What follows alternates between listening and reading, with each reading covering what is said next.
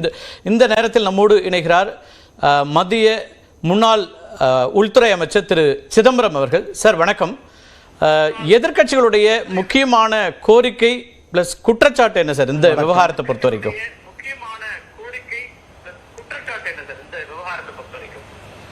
எதிர்க்கட்சிகளுடைய முக்கியமான கோரிக்கை, இதை போன்ற ஒரு சம்பவம் நடந்திருக்கிறது, இது மிகப்பெரிய தவறு நடந்திருக்கிறது. பிரதம மந்திரி அல்லது உள்துறை அமைச்சர் நாடாளுமன்ற அவைக்கு வந்து ஒரு அறிக்கையை வாசிக்க வேண்டும். அவர்களிடம் இருக்கக்கூடிய செய்திகளை பகிர்ந்து கொள்ள வேண்டும். நாடாளுமன்ற உறுப்பினர்கள் கேட்கும் கேள்விகளுக்கு, அவர்கள் எழுப்பும் ஐயங்களுக்கு பதில் சொல்ல வேண்டும். விவாதம் தான் கேட்கிறோம். நாங்க அரசியல் பண்ணலையே. இதில்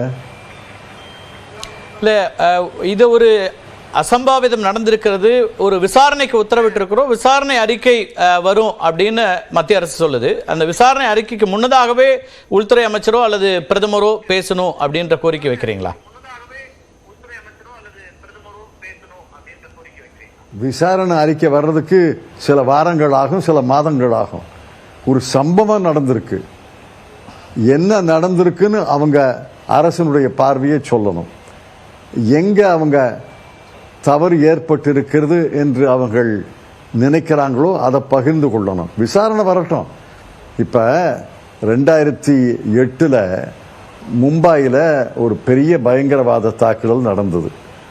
நான் நிதி அமைச்சராக இருந்து உள்துறை அமைச்சராக மாற்றப்பட்டேன். டிசம்பர் மாதம் 1 தேதி நான் உள்துறை அமைச்சராக பொறுப்பேற்றேன். 1-2 நாட்களிலே, மறுநாளே எனக்கு ஞாபகம், ஆனால் குறிப்பாக தேதி சொல்ல முடியல, மறுநாளே நாடாளுமன்றத்தில் நீண்ட அறிக்கை ஒன்றை படித்து விசாரணை நடக்குது, விசாரணைக்கு பிறகு மேலும் செய்திகளை பகிர்ந்து கொள்கிறோம்னு சொன்னேன். அதை சொல்றதுக்கு ஏன் தயங்குறாங்க? நாடாளுமன்றம்ங்கிறது என்ன பஜனை மடமா? நாடாளுமன்றம்ங்கிறது விவாதத்துக்கு தான். விவாதம் பண்ணணும். ஒரு நிகழ்ச்சி நடந்துச்சுன்னா விவாதம் பண்ணணும். எதிர்க்கட்சி தலைவர்கள், உறுப்பினர்கள் கேள்வி கேட்பார்கள், ஐயங்களை எழுப்புவார்கள். அதையெல்லாம் சந்திச்சு அதுக்கு உரிய பதிலை சொல்வதுதான் அரசினுடைய அழகே ஒழிய நாடாளுமன்றத்துக்கே வராம பிரதம மந்திரியும் உள்துறை அமைச்சரும் நாடாளுமன்றத்துக்கே வரல. 2 நாளா அவர்கள் அறையிலே இருக்கிறாங்க. நாடாளுமன்றத்துக்கு வர்றதுல என்ன தயக்கம்? இதே நிகழ்வு இங்கிலாந்துடைய நாடாளுமன்றத்தில் நடந்திருந்தா 1 மணி நேரம் 2 மணி நேரம் அதிகபட்சம் போனா அன்று மாலையே நாடாளுமன்றத்தில் அறிக்கை தந்திருப்பாங்க. அறிக்கை தந்து கேள்விகளுக்கு பதில் சொல்லியிருப்பாங்க. இந்த தகவல் தான் எங்களுக்கு இருக்கு, இந்த தகவலை பகிர்ந்து கொள்கிறோம்.